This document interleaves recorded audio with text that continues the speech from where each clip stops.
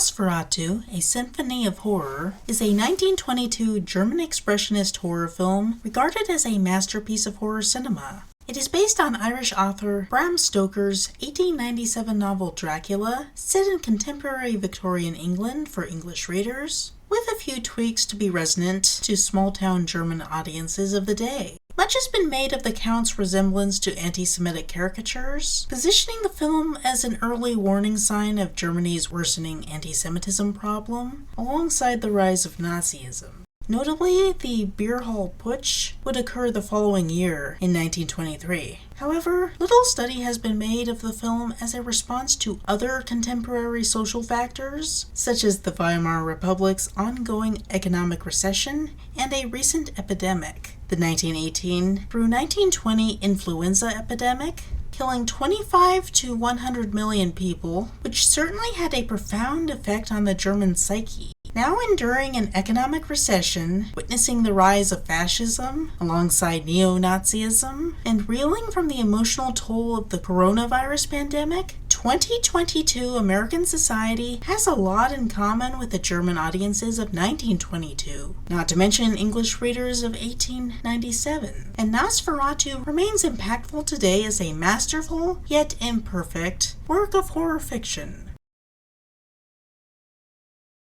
Dracula was written in the middle of England's Victorian era, during a time of great turbulence and an economic recession, the Long Depression. When modern invention was high, old social conventions were thrown into question, and conservatism pushed back at increased immigration, secularism, and sexual freedom. The figure of the immigrant, especially the illegal immigrant, was demonized for upending social order. Reactionary imaginations ran rampant, with images of evil rapist immigrants of foreign religions hiding away in shipping containers, sneaking into the country, and polluting English culture. Even the assimilation of foreigners into English sensibilities was regarded as a trick, deceiving the unwary into thinking that the foreigners could be civilized, when they would actually corrupt English society from within, and threaten good English women with their ravishing ways. Gee, does that sound familiar to modern America? The world had also just undergone a pandemic, the 1889 to 1890 pandemic, thought to either be the result of influenza or a coronavirus. Yes, coronaviruses have been around that long. No, finding references to coronaviruses in 2016 is not evidence of a conspiracy. Of course, in this era before widespread internal plumbing and modern cleanliness standards, deadly disease was an unfortunate fact of life. It is in this well of social tension and fear of disease that Bram Stoker set pen to paper and wrote about the terrifying illegal immigrant figure, Count Vampire, a German-speaking foreigner who would threaten the English people with his strange foreign ways. The change to Count Dracula, a Romanian warlord, would be a late alteration upon running across a reference to the real-world Dracula, Vlad Tepes, and thinking that he sounded sufficiently vampiric. Stoker was a bit of a reactionary, viewing foreigners with unease, deriding increased sexual freedom, and seeking a return to conventional religious beliefs over secularism. Yet, he was a complicated man, having a relatively positive view of strong women bucking tradition, and is sometimes speculated to have been a repressed gay man deep in the closet. His novel Dracula follows a group of friends, acquaintances, and their neighbors as they deal with the emergence of a reclusive vampire from his home in the far-off Eastern world to proper English society, which is far too advanced to recognize the existence of something as superstitious as a vampire. Realtor Jonathan Harker first travels out to meet the Count in his wild Eastern home and help him learn English mannerisms, only to become aware that he's landed in a trap of evil magic that no English mind is prepared for, and must escape back to his friends in England. Homoerotic undertones are often ascribed to Jonathan and Dracula's terrifying interactions, Dracula appearing to possessively lust for Jonathan's blood. As Jonathan flees the castle, Dracula makes his way west via shipping container, feeding on the crew of the Demeter, who rationalize their deaths as a deadly disease on board the vessel. Upon arrival in England, he lays waste to the society, causing many deaths, and, more personally, corrupting the purity of the bubbly Lucy, and turning her into a sex fiend. Only Van Helsing, a wise old scholar of European superstition, can lead the group of friends to combat the Count. Mina, Jonathan's wife, takes an unusually strong position in the group as a female character, but is ultimately turned into a damsel in distress for Harker to save.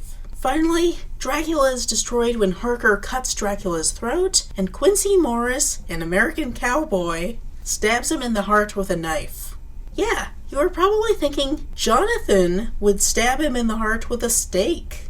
But no, it would only be film adaptations trimming down the story to focus on these elements. The novel was adapted as a stage play a few times after its publication, under the permission of the Stoker estate, but its first film adaptation was undertaken as a low-budget, completely unauthorized German adaptation called Nosferatu, directed by F.W. Murnau and written by Henrik Galeen.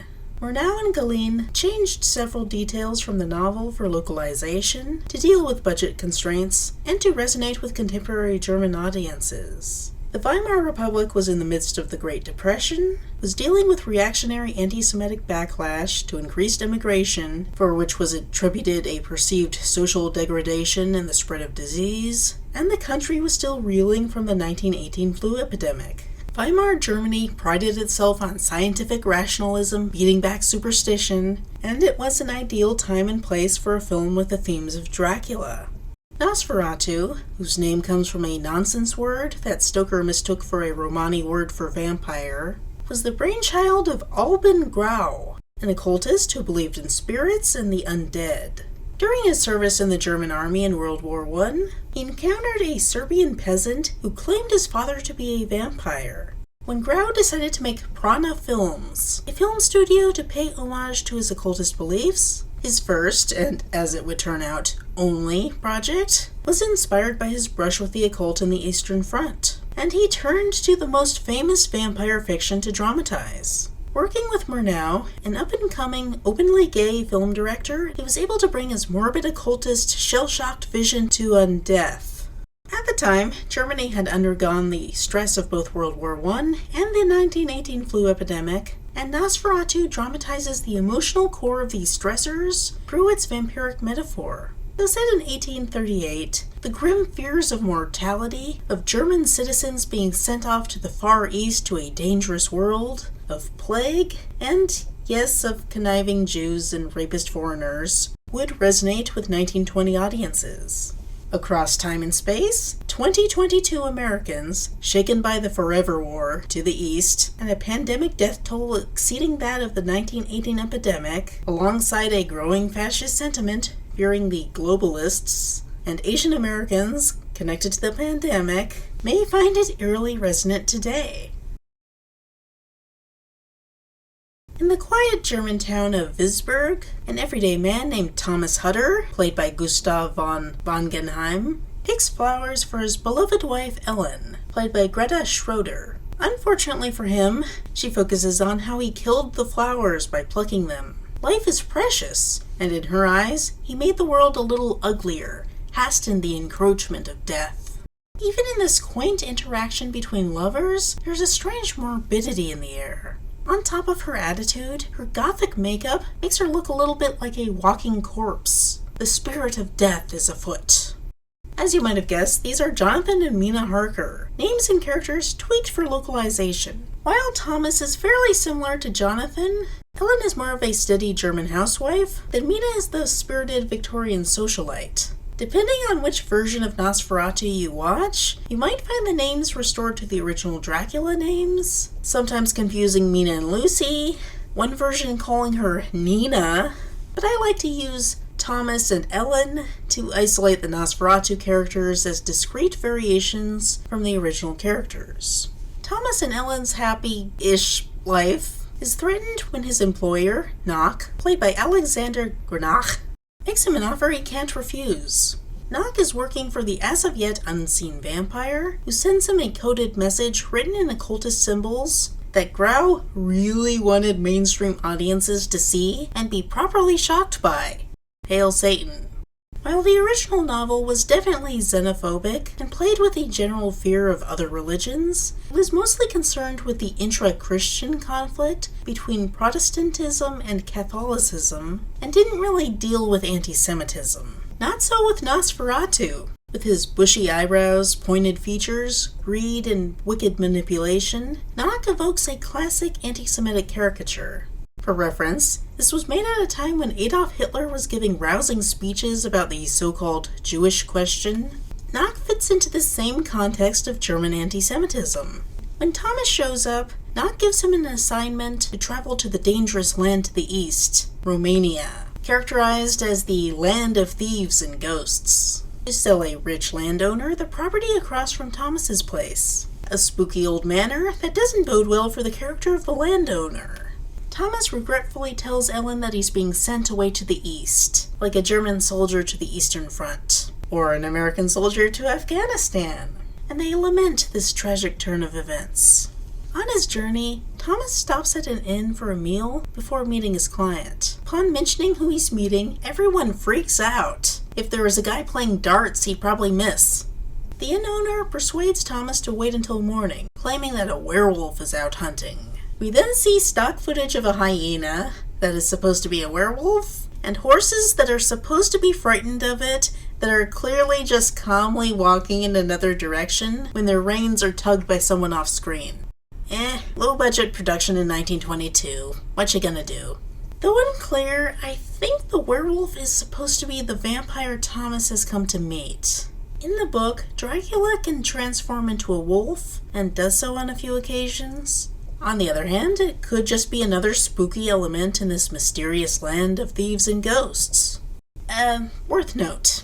This label alludes to the presence of Romani people, who are often characterized as a thieving people. The original novel overtly featured evil Romani working for Count Dracula, and though Nosferatu obfuscates their role in the plot, the mere allusion to Romani evil gives the film a quality of anti-Zygonism, or anti-Romani sentiment, alongside its anti-Semitism. Anti-Zygonism was high in German culture at this time, and somewhere between 220,000 and 500,000 Romani people would be murdered in the Holocaust.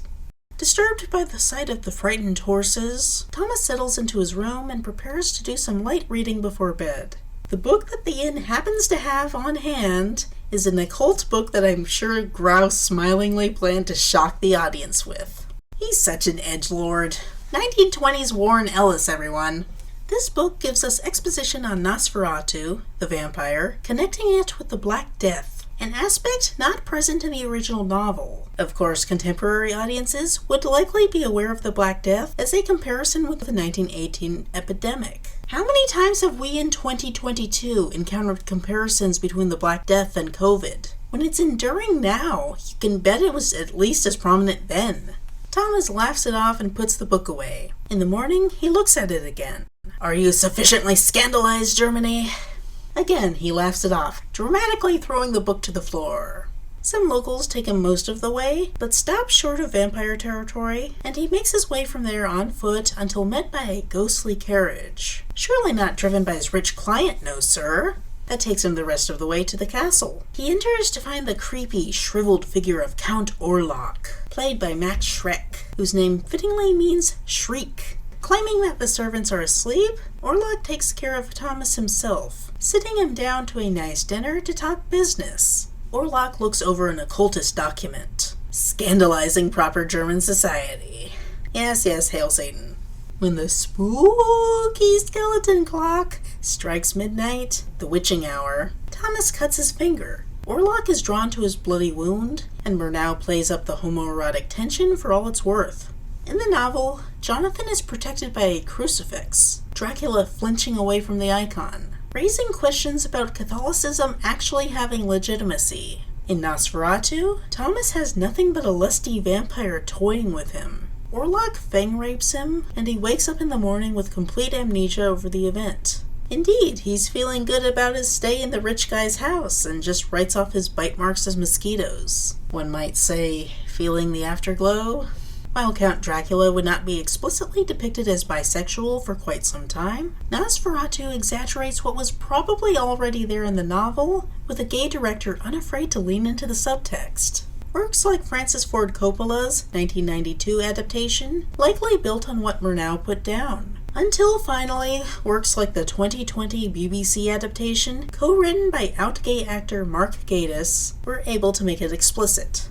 The following night, the negotiations continue until Orlok catches sight of a picture of Ellen. Immediately captivated by her, he agrees on the spot to buy the house across the street from her.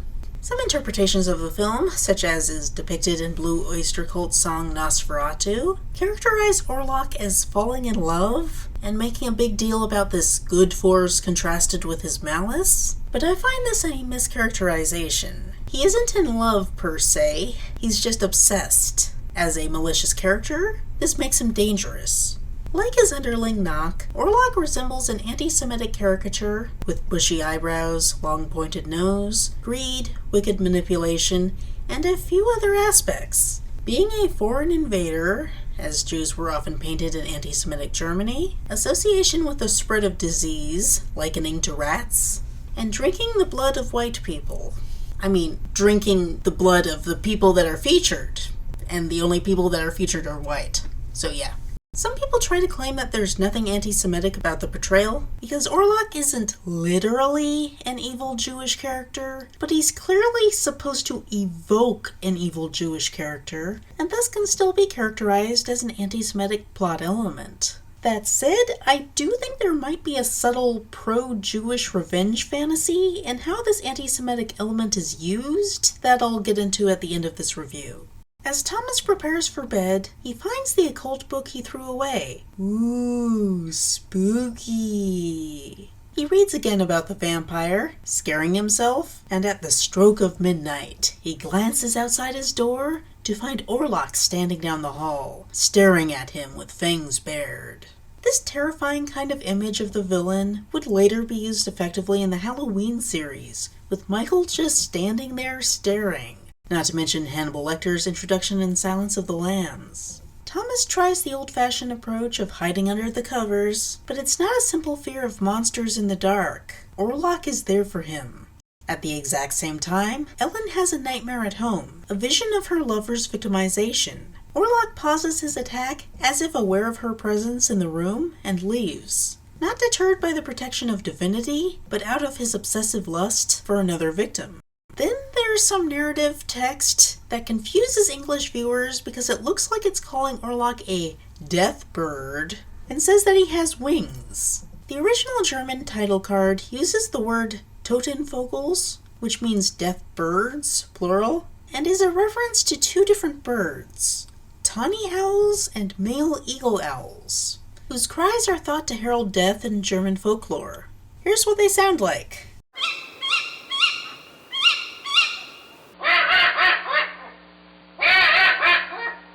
This was mistaken for the sounds of supernatural huntsmen following Wotan, a Germanic figure derivative of the Norse god Odin, to hunt human beings for sport. It's just one more German occultist reference, saying that Ellen had a brush with death when her remote viewing experience, itself occultist, led her to interact with Orlok. As for Nosferatu spreading his wings, I think that just means he's preparing to move quickly toward his prey, to fly in an old-fashioned metaphorical use of the term, as in, fly, you fools. There's no indication he can literally fly like a vampire in The Lost Boys, much less that he has literal wings.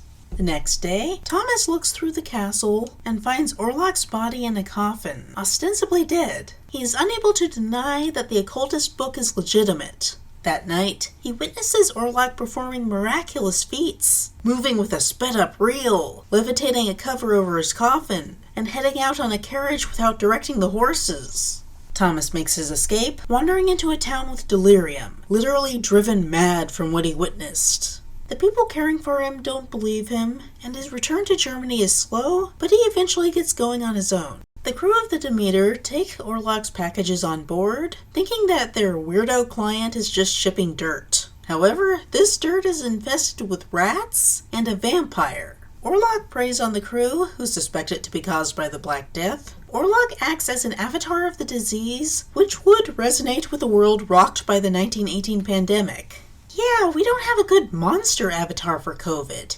Just that Taiwanese twink who doesn't even have a movie. Allow me to recommend Corvid-19. The Van Helsing equivalent, Professor Bulver, delivers a class where we look at stock footage of a Venus flytrap eating a fly and a tiny coral or sea anemone eating some small animal, set to imposing music. He concludes that these are effectively vampires, even though they're clearly just predators. He doesn't do anything interesting.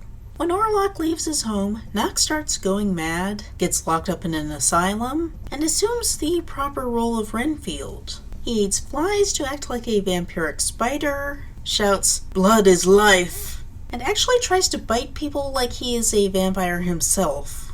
It's creepy, I'll give them that. It also makes his antisemitic caricature traits more pronounced. He's now an exploitative boss who wants to become a monster that drinks the blood of good Christian citizens, and the Christian cops must keep him locked up. It reads a bit like the kind of story used to justify pogroms, and the viewer is positioned on the side of the Christian cops trying to contain this evil Jew figure. In context of the overall Nazi era that Germany was starting to enter, it is not a good look to effectively side with the Gestapo. Assuming, of course, that that framing is what they were going for, which might be a little ambiguous. More on that in a moment. Ellen, meanwhile, longs for her beloved to return, like an army wife, and the only bench in view of the ocean happens to be in the middle of a creepy cemetery. This is actually a clever repurposing of a scene in the novel, taking full advantage of the setting for gothic morbidity, while telling their own specific story about Ellen as the army wife. Ruth and shipowner Harding, the equivalents of characters Lucy and Arthur Holmwood, deliver her a letter that Thomas sent from Orlok's estate, and she runs off dramatically to read it at home. Can I just say I love Harding's mustache? As Thomas races towards Germany, so does the Demeter near it. Ellen remote views again, and ambiguously says that she must go to him because he is coming. The editing implies she means Orlok, but she might also mean Thomas. The two men's roles as her lover are blurred. Thomas is effectively getting cupped by a pandemic. It's a strange sexy horror, similar to that would be done with King Kong in 1933, with a similar racist undercurrent, where a non-white figure takes the abusive dominant role. Orlok spreads a supposed plague across Europe, biting people at every port the Demeter stops at. The medical community agrees that there's an infected ship, but they don't know which ship is the plague ship. They close down the ports, but Visberg either doesn't get the memo or doesn't watch the port at night. After killing off the crew, Orlok steers the ship into harbor himself. He wanders into town on foot, carrying his impossibly heavy coffin filled with dirt and rats, and moves into the manor across the street from Ellen. The next day, the town officials inspect the Demeter and take the body of the captain from it, only to later learn from the captain's log that there was a plague threat on board. Now terrified, they enact an emergency lockdown, two of them covering their mouths. In the plot, the characters could be afraid of miasma, the bad air thought to cause illness, but in 1922, it would have evoked something more emotional for viewers, that is, emotional for us. The face mask, then called a mouth mask. To see this on the big screen would have been eerie, reminding viewers of their own brushes with death and the pandemic. We can relate. As the Visberg citizens get picked off, Thomas arrives in town and brings the occult book with him. Ellen reads it and makes a connection between the legendary figure of the vampire and the creepy bald guy across the way, and they react with terror, having no idea what to do. Days go by. The death count rises. Helpless, Ellen turns back to the book and reads that the only way to save people from the vampire is to have a series of conditions occur. I want to emphasize, it's not sunlight burns vampires, so catch the vampire in the sunlight. Rather, it's a series of specific conditions that result in the vampire being kept from his coffin of soil when the sun rises, and then he dies. It's phrased like a gesh, an item of folklore where a hero or villain has some kind of supernatural advantage that is undone when an unlikely condition or series of conditions is met. In this case, Orlok's gesh is undone when a sinless maiden willingly gives him her blood and makes him forget the passage of time. Now, the German wording is a little different. I'm not fluent, so I might be off base here, but the use of the word Svanya, meaning forced, makes it sound like surrender her blood when faced with violence. That gives the notion of the sinless maiden's consent a bit of nuance. It's more like there's a willing choice to surrender in a horrible situation, essentially recognizing the sexual violence aspect that is there in theme, but goes undescribed in the English version. Orlok continues his rampage, and here's where the anti-Semitic element gets a little nuanced. Visberg decides to lynch Nock, who we know is related to the plague, but not really the cause. It plays out like a pogrom, and he is a bad guy who kills a guard to escape from the asylum, but he's also moderately sympathetic. When the mob chases him, we're not really on their side, just watching them at a distance as they participate in a little unnecessary violence, even beating up a scarecrow at one point. Nock's death is not celebrated so much as it's gawked at like a spectacle. The viewers are with Ellen, watching the town descend into chaos, as a result of the real villain, old Baldy across the way. Both Nock and Orlok have features of anti-Semitic caricatures, and the film has a general anti-Semitic theme, but there is room for viewing the film as antagonistic to the Nazis, pointing fingers in the wrong direction. Ellen wakes at night, sensing Orlok watching her, and grabs her boob. Misattribution of arousal? Thomas is asleep, and Ellen moves with supernatural compulsion to the window as Orlok watches. Is she under his thrall? Maybe. Or maybe there are other occultist influences afoot. Maybe destiny itself urges her onwards. She hesitates before opening the window, but looks at Thomas, the man she loves, and makes the sacrifice for him. She flings open the window and invites Orlok inside, inviting the rapist figure, inviting death. I had a death bird. His name was Enza. I opened the window, and influenza.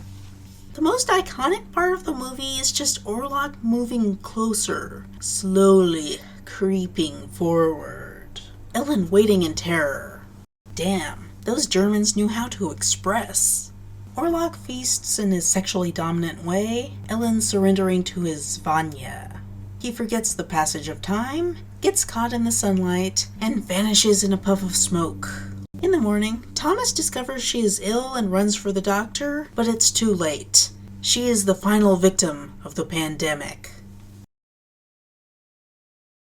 Nosferatu is an old movie, and it displays artifacts of the past we are glad to let go of. Aside from the bad special effects and edgy content that doesn't shock us anymore, there are outdated gender roles and overt anti-Semitic themes. At the same time, there are elements deeply relatable in 2022. Human drama is universal, and the elements of war and pandemic are as relevant to us now as they were in 1922.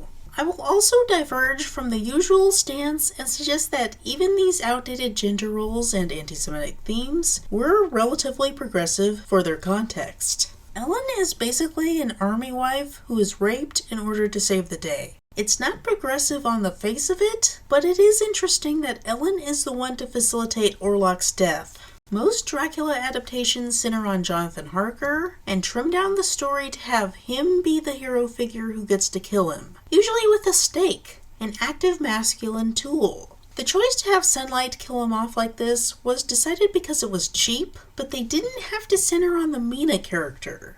Later adaptations of Dracula, starting with 1943's Son of Dracula, would incorporate the Sunlight execution without centering the damsel in distress in quite such a way. I hesitate to call Nosferatu a feminist film, even for its time, because it does make an allusion to rape be the Gesh condition. However, the fact that it does hand power to the Mina character that was not present in the novel, and that would not be given in the English and American adaptations for several decades, is a feminist move.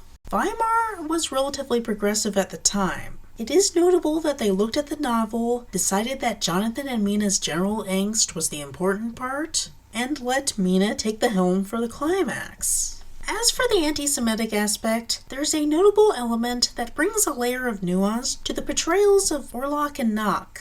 Henrik Galeen, the writer of Nosferatu, was Jewish. And not just technically Jewish, he was into Jewish storytelling and was selected for the film because of his passionate work on the 1915 horror film The Golem. Grau thought that if Gallian could make scary Kabbalah fiction, he could make scary general Gentile German occultist fiction. So I don't think Grau was anti-Semitic.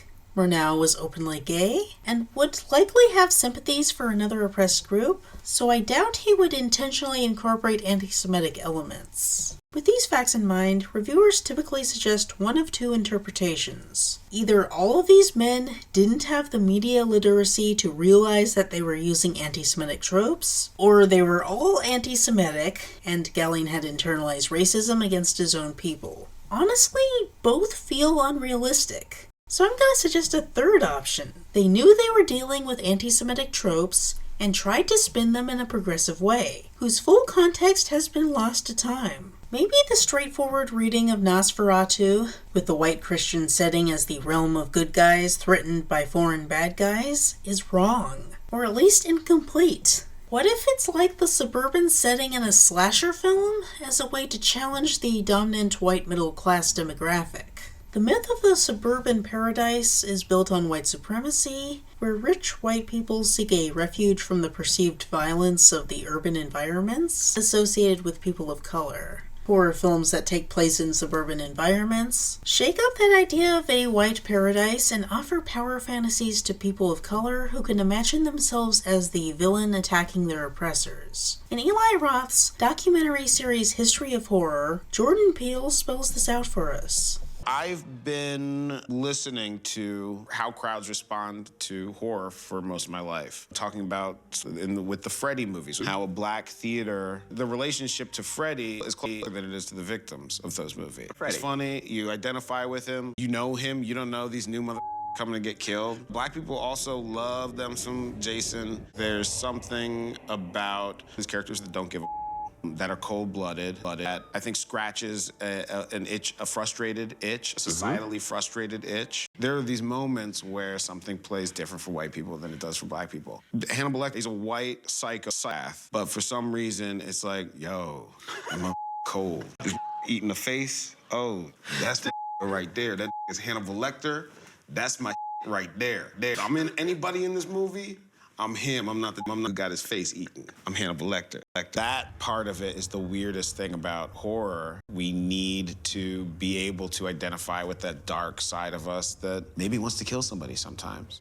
So maybe Visberg is the 1922 German period film equivalent of a white suburban neighborhood. And maybe Knock and Orlok are like Michael Myers and Jason. Maybe they evoke the anti-Semitic tropes as a means of giving Jewish and other underdog viewers some bad guys they can root for as they trash the oppressive society. Grau and Murnau were also outsiders, and the whole production is stuffed with edgy material to shock the mainstream, so maybe the whole thing is an exercise in catharsis. We root for Orlok's defeat, but maybe we're also meant to root for him trashing the kind of society that would commit a pogrom. That sounds a lot like 2021's Halloween Kills, in which Michael's evil causes the suburban neighborhood to degrade into forming lynch mobs, while Michael also serves as a cathartic element like Peele described. Another film that comes to mind is 1976's Carrie, which both dramatized mainstream society's fear of feminism with a monstrous, powerful woman, and provided catharsis for underdogs as she trashed the abusive society. In Danza Macabre, Stephen King describes how he based this character on the biblical figure of Samson, who brings the Philistine temple down. Philistines are hateful, intolerant people, like the conservative Christian culture and schoolyard bullying he was criticizing. Samson is also a Jewish figure who is powered by a gesh whose undermining condition involves a woman's seduction. Samson did it. So maybe Nosferatu is an early version of the story that Carrie told. Maybe Galene, this guy who was hired for making a film about a rapey golem, looked to other Jewish figures he could turn into rapey villains and settled on Samson. Maybe Orlok is a cathartic Samson figure who trashes oppressive mainstream German society like bringing the Philistine temple down and is undone by a woman's seduction, thereby fulfilling a gesh. This is total speculation on my part, but it makes sense to me. All that being said, it was probably not a good idea, even with all of this progressive subtext possibly being intended. The kinds of people listening to Hitler would not watch this movie and think, oh, the people of Visberg were monsters.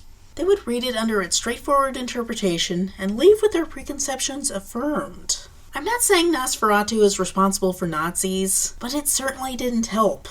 Werner Herzog remade the film in 1979 in a beautiful homage to people suffering the Black Death, and gave Ellen, or Lucy in this version, more of an active role that has been called feminist. Do I agree? I don't know. It's a pretty film, but I honestly prefer the original with its stark German expressionism. In 2015, Robert Eggers announced that he would be making a new remake of the film with a projected 2024 release date. In 2019, Eggers wavered on this decision and suggested that the film doesn't need to be remade. However, now that the world has been rocked by another pandemic, I think it's a perfect time to revisit this avatar of plague. I trust that modern standards would keep the sexist and anti-Semitic elements to a minimum. Eggers isn't perfect from a feminist perspective, but he at least does put in an effort. This is a story as relevant to us now as it was then, 100 years ago.